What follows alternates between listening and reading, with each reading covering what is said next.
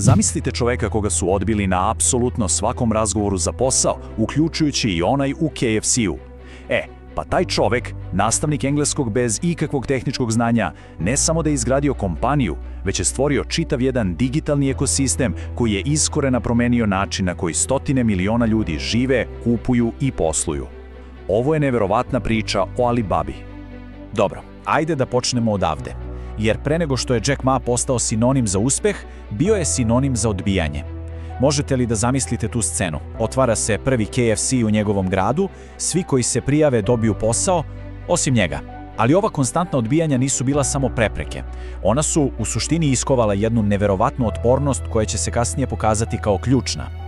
I sad, pazite ovo, čovek koga bukvalno niko nije hteo da zaposli, na kraju stvara poslovnu imperiju koja je u jednom trenutku bila veća od Amazona i eBaya zajedno. Postavlja se pitanje kako je to uopšte moguće, kako se od nastavnika engleskog sa platom od recimo $12 mesečno stiže do samog vrha svetskog biznisa.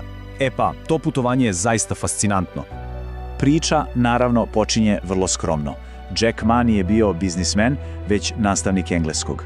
Ali nije bio običan nastavnik. Svakog jutra, 9 godina zaredom, vozio je bicikl do obližnjeg hotela i nudio stranim turistima besplatne ture po gradu.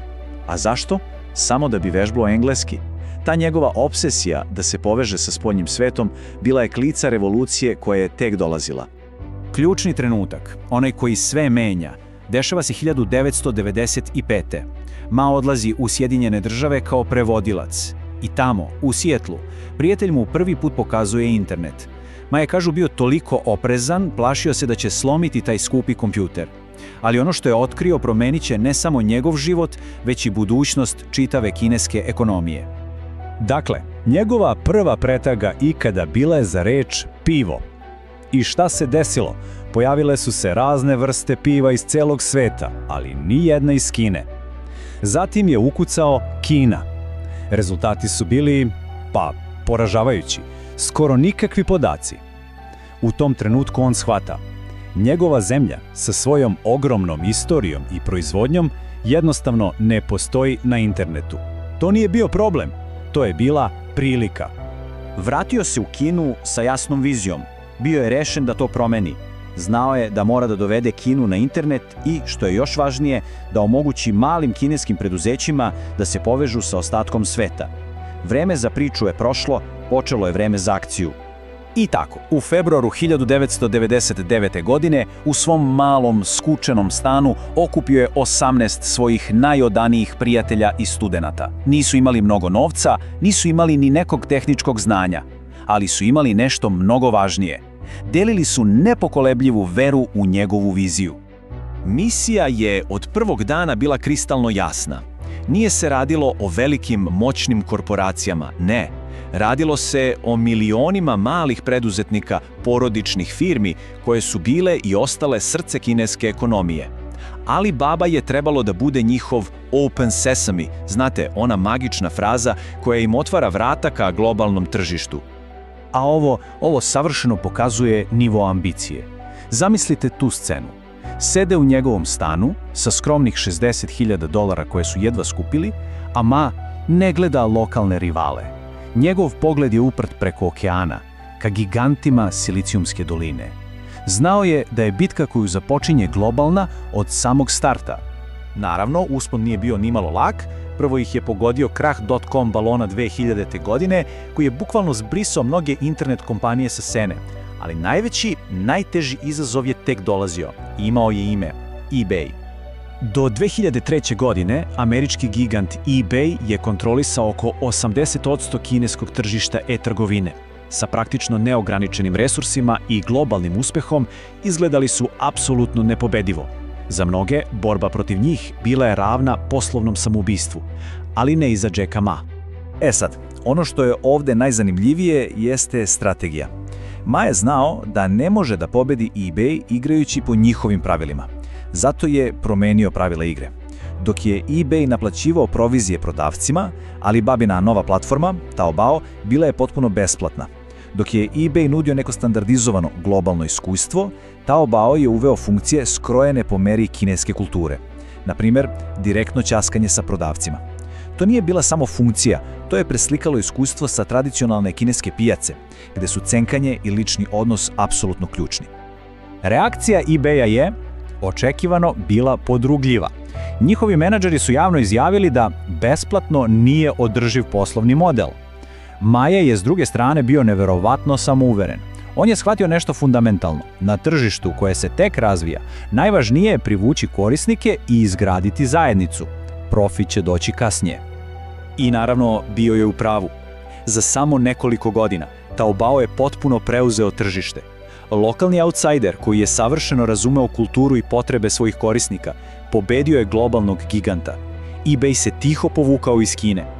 Međutim, pobeda nad eBayem nije bila krajnji cilj, bila je tek početak. Alibaba je sada imala milione korisnika, ali i jedan ogroman, fundamentalni problem koji je kočio celu industriju, totalni nedostatak poverenja. Dakle, problem je bio jasan. Ljudi se jednostavno nisu usuđivali da šalju novac nepoznatim prodavacima preko interneta. Rešenje je bilo genijalno u svojoj jednostavnosti. Alipay. On je funkcionisao kao neka vrsta posrednika od poverenja. Kupac plati, ali novac ne ide odmah prodavcu, već ostaje kod Alipaya. Tek kada kupac potvrdi da je primio robu i da je sve u redu, Alipay prosleđuje novac prodavcu. Ova inovacija je praktično otključala poverenje i pokrenula pravu eksploziju e-trgovine u Kini. I nakon toga ekosistem je počeo da raste, gotovo organski. Taobao za male prodavce, Tmall za velike brendove, Alibaba Cloud kao tehnološka kičma svega. I naravno Alipay koji je od servisa za plaćanje prerastao u finansijskog giganta. Sve je bilo međusobno povezano stvarajući jedan moćan ciklus rasta gde je svaki deo sistema jačao one druge. A snaga tog ekosistema se možda najbolje vidi na primjeru Dana samaca, shopping festivala koji je Alibaba praktično izmislila. U jednom jedinom danu prodaja je dostigla neverovatnih 38 milijardi dolara. Da stavimo to u perspektivu, to je više od ukupne prodaje na Crni petak i Cyber ponedeljak u Americi. Zajedno. Vrhunac celog ovog uspona desio se 2014. godine. Izlazak na njujoršku berzu bio je najveći u istoriji, prikupivši neverovatnih 25 milijardi dolara. Ona mala firma iz stana Jacka Ma zvanično je postala globalni tehnološki titan. Ali, kao što to obično biva u pričama o velikom uspehu, tolika moć i uticaj privlače i ogromnu pažnju. Kompanija koja je postala simbol kineskog sna uskoro će se naći na udaru sopstvene vlade. Sve se promenilo u oktobru 2020. Nakon jednog vrlo kritičkog govora Jacka Ma, reakcija države bila je brza i oštra. Vlada, očigledno sve više zabrinuta zbog ogromne moći tehnoloških giganata, iskoristila je priliku da ponovo uspostavi kontrolu. Rekordni izlazak na berzu finansijskog dela kompanije Ant Group je zaustavljen u poslednjem trenutku, usledila je ogromna kazna, a sam Ma se povukao iz javnosti na duže vreme. Era nesputanog rasta bila je definitivno završena. Suočena sa potpuno novom realnošću i pod intenzivnim pritiskom regulatora, kompanija je morala da se prilagodi ili da nestane.